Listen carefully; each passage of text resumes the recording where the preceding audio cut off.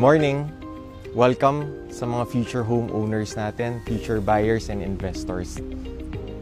Last year, nagpadala po tayo ng video, an update regarding the construction ng Intalio Estates here in Cagayan de Oro. Marami po nagtanong, marami nag-question, ano ba yung ginagamit na sistema ng Intalio Estates? Is that something durable? Masisira ba siya pagka malakas yung earthquake or whatever? So today, sasagutan natin po lahat ng mga tanong ninyo. Sa Philippines, marami na po iba-ibang klaseng construction systems. Marami na iba-ibang klaseng walls na in-invent. Pero end of the day, ano po ba yung importante? Importante, it's designed by a structural engineer and yung computations niya are reviewed properly. Ang importante dito, yung mga homeowners natin are safe. Sila po yung number one priority natin. So let's go, ikutin natin yung site and I'll tour you around Intalio Estates. So nandito na po tayo ngayon sa site and bago tayo umikot, ang pinaka-importante is yung safety gears. So ito po is yung hard hat na usually ginagamit ng mga contractors, workers, engineers. Pero ako po, nakahanap tayo ng hat, very fashionable sa isang hardware store. Ganda, di ba? So next natin is yung vest. So vest is important kasi kailangan visible tayo sa site. Sa dami ng movement, sa dami ng heavy equipment na gumagalaw, kailangan nakikita tayo. So ito is very vital. Ang next natin, which is important to every engineer, architect, or even foreman, is the measuring tape. Ito kailangan nandito nakikita yung sukat ng mga spacing ng rebars, spacing ng mga loob ng kwarto, etc. And lastly, meron lang po akong dinagdag ang sledgehammer.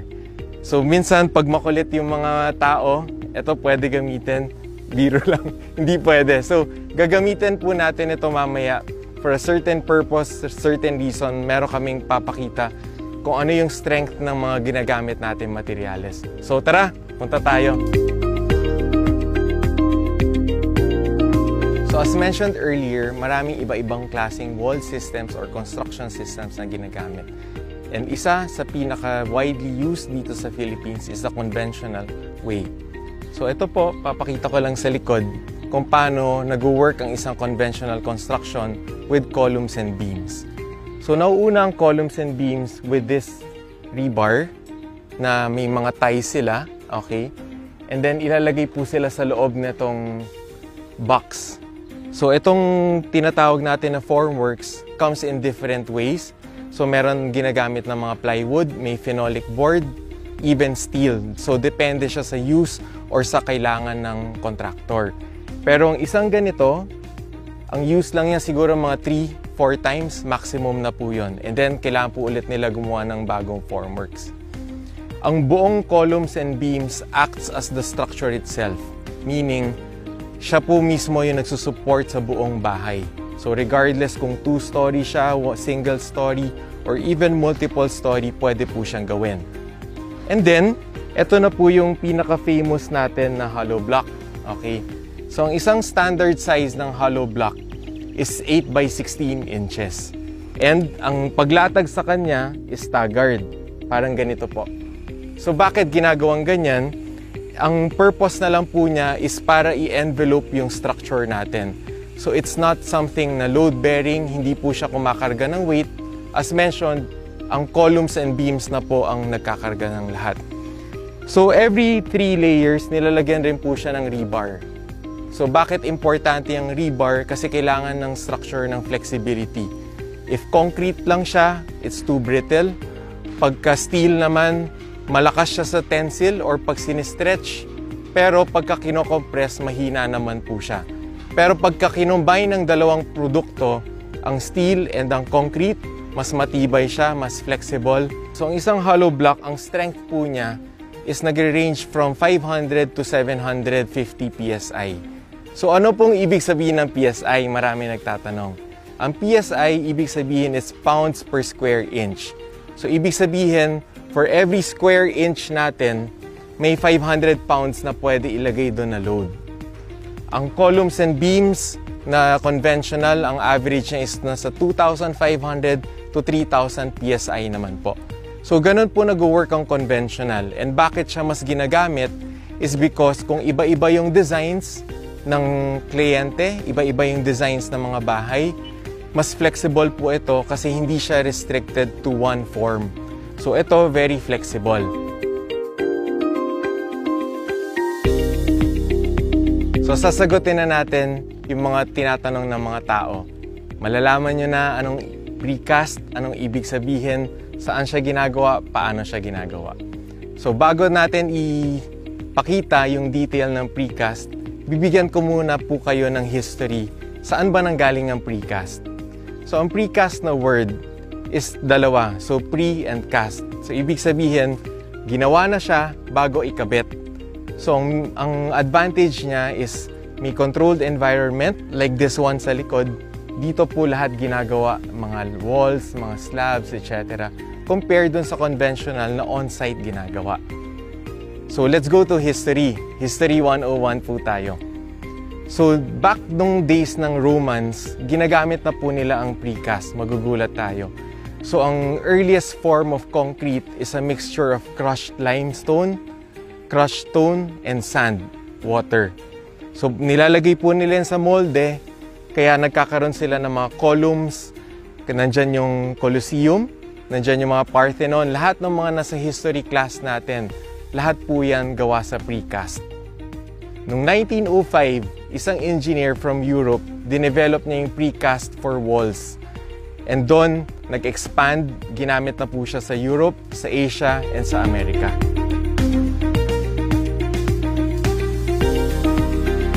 Casting yard na ito, dito lahat pre-prepare, dito lahat hinahanda, lahat ng mga kailangan para bago buhusan ng isang precast wall.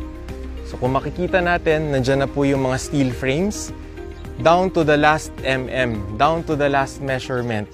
Nakasukat po kung saan ng openings ng doors, ng windows. So lahat ng mga roughing ins nakalagay na rin po dito. Kung makikita ninyo yung mga orange pipe, yan po yung pang-electrical natin. Ibig sabihin, nakaabang na po sila bago ikabit. Anong use niya? Mas magiging efficient po tayo. Unlike sa conventional, paglagay ng hollow blocks, saka pa lang po natin ilalagay yung mga electrical roughing ins. Dito sa precast, naka-embed na po sila lahat. So anong sinisave natin? Yung time element, yung efficiency, yung gaano ka-eksakto po lahat ng measurements makukuha natin in one single panel.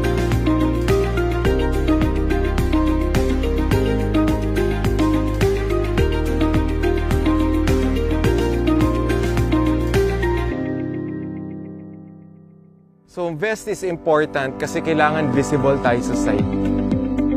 So, nauuna ang columns and beams with this rebar na may mga ties sila. Kung makikita ninyo yung mga orange pipe, yan po yung pang-electrical natin.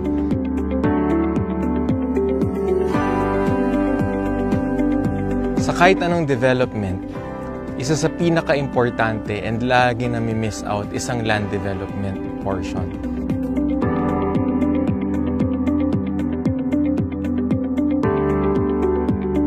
So ano bang ibig sabihin ng land development and bakit siya critical? So ang land development katulad dito sa Intalio Estates, dati po kasi medyo mababa at medyo malambot yung lupa.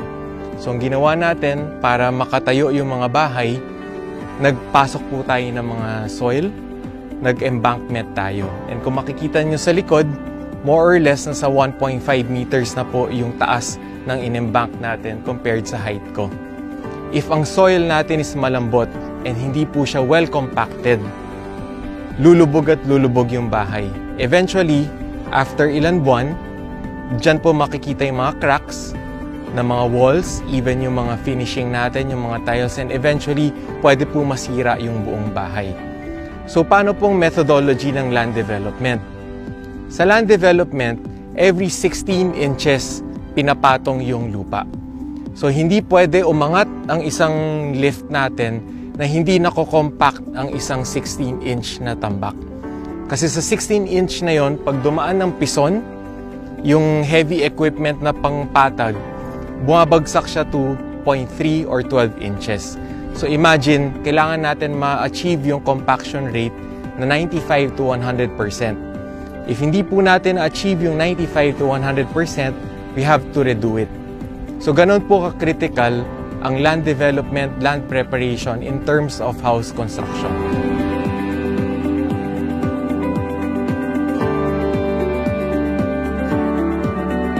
Right after ng land development preparations natin, punta naman po tayo sa foundation works. Marami nagtatanong, saan po ba nag-rest yung panels natin? Saan sila nakapatong? So ngayon, sasagutin natin sila. Una, nili-layout siya. Depende dun sa subdivision plan. After ng layouting, very critical na naka-level ang isang foundation work. Imagine po, if hindi naka-level yung foundation or yung pinapatungan, like nakabaluktot siya, lahat ng panels na i-install natin nakabaluktot na rin po. Yun yung pinakaayaw natin mangyari. Kasi once nabaluktot siya, lahat po yan hindi natatayo. From ground floor, slab, up to second floor, fail na po yung buong structure natin. Ito pong ginagawa ng mga tao natin sa likod, they make sure na lahat ng mga bakal, yung concrete na ilalagay dyan na 3,000 PSI, lahat na sa standards na natin, may quality control din po tayo. So kasama natin sa site, nandito po ang project engineers natin, ang quality control. So every step of the way, nandyan sila to monitor, to check, and ensure na lahat ng mga ginagawa natin nasa quality standards. After this foundation, dito na po tayo mag-erect, which is yung next stage natin sa housing development.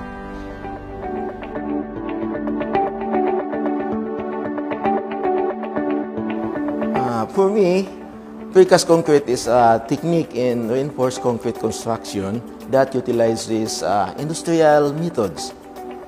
It is characterized by dividing building into components, and these components are manufactured in a precast plant with specialized molds or forms, specialized tools and equipments in a controlled environment with continuous supervision and quality control, and usually it's aided by automation, thereby producing fast, reliable, high-quality precast concrete components.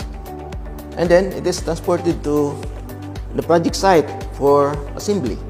The construction of bridges uses precast girder, wherein girders are precasted in a precast plant and then delivered to the site.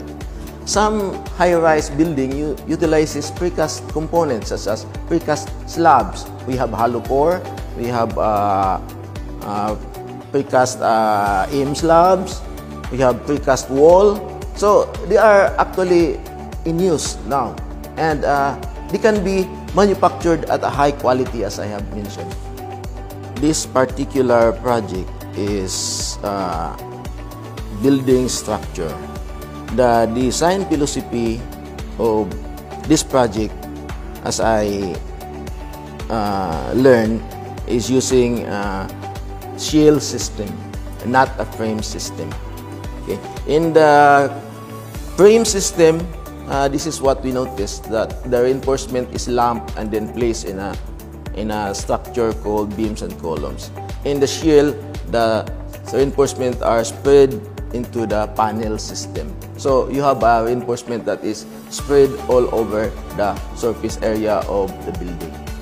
Because the panels are basically manufactured in a strict quality control, therefore the reliability of materials is better when it is subjected to forces such as earthquake and typhoons.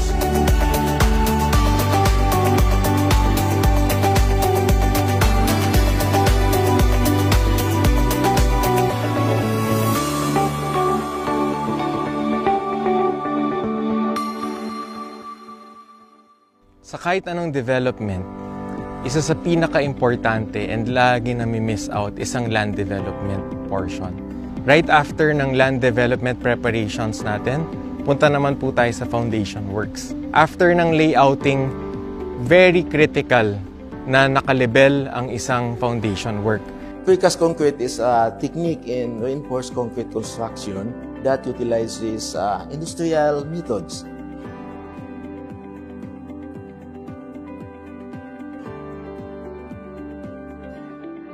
Nandito na tayo sa exciting part, which is yung precast wall. So nandito sa likod ko, makikita nyo paano natin ini-erect from day 1 hanggang matapos po yung walls natin. So marami nagtatanong, ano ba mas matibay?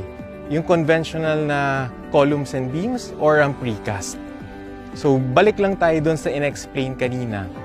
Ang columns and beams, isolated po siya. Ibig sabihin, every column, every beam na may 3,000 PSI, siya po yung bumubuo ng structure.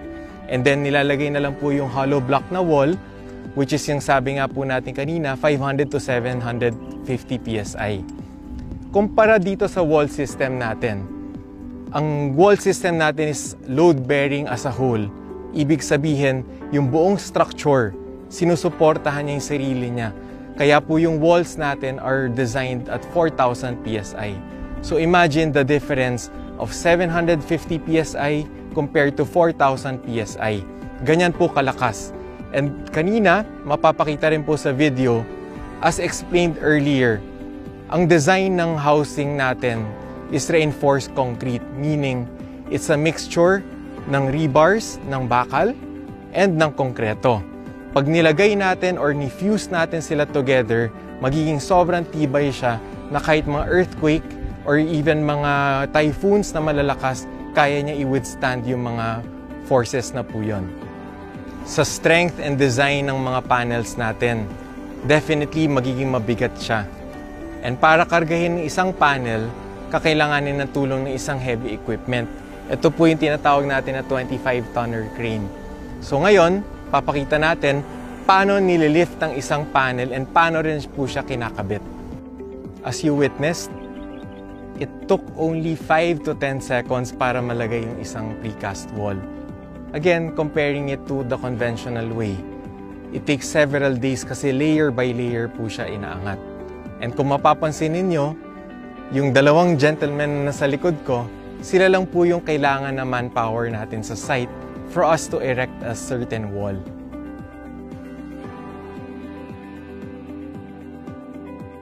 Sa loob ng precast house natin, ang gusto namin i-emphasize is yung thickness ng wall na ginagamit. Kung ang conventional hollow block is 4 inches thick, magpa-plaster pa po tayo ng tig 1 inch each side. So effectively, ang wall natin lalabas is 6 inches. Compare dito sa ginagamit natin na precast na 4 inches and finish na po siya. Anong ibig sabihin? Si skim coat na lang po siya and final paint. As an architect, bakit po siya importante? Importante kasi it saves space.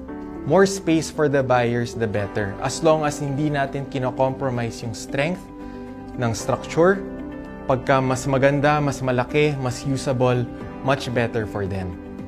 Kung ang conventional house construction may columns and beams, nakikita po sila sa mga corners ng bahay. Then, pag sa precast walls, naka-flush po yung wall. Kasi as mentioned, dahil isang buong system siya. Wala siyang columns, walang beams, integrated na po lahat sa kanya. Wala po tayong makakita na naka-protrude. So in terms of finishing, in terms of interior design, mas mabilis din po siya gawin. Sa kalahating araw, nabuo po natin agad yung first floor natin ng isang bahay. And kung makikita natin sa likod ko, nandyan po yung mga welding points. Welding points meaning, meron po tayong mga nakaabang na mga metal plates at yan po yung nagko-connect sa isa't isang mga walls natin sa bawat kanto. So every welding point, pinag-aralan din po yan ng structural engineer to ensure na hindi po siya magka-crack. After po natin sila ma-weld, lalagyan po siya ng structural sealant. Ang structural sealant serves as waterproof. Ito rin po yung nagsiserve as binding agent between the two panels natin and make sure na flexible siya enough para kung any movement, hindi po siya magka-crack. Precast concrete for me is a concrete product that has been manufactured, fabricated in a controlled environment like a factory. Then when it hardens, it is transported to the site where it's going to be built. I believe the most advantageous in using precast concrete is the materials are being fabricated in a controlled environment, and therefore the challenges of weather like rain, for example, is eliminated because it's in a controlled environment. So, and other than that, I think it is the speed of construction, because while you are preparing, for example, the site, you are already able to also prepare and fabricate the walls, for example, and the slabs. First, it's the preparation, the casting and fabricating of the panels. So that's one, and that's in the controlled environment. But I think the more important and critical part is really in building the connections between these panels at the site. I think that is something, or that step is a very critical one that contractors, for example, should really look into.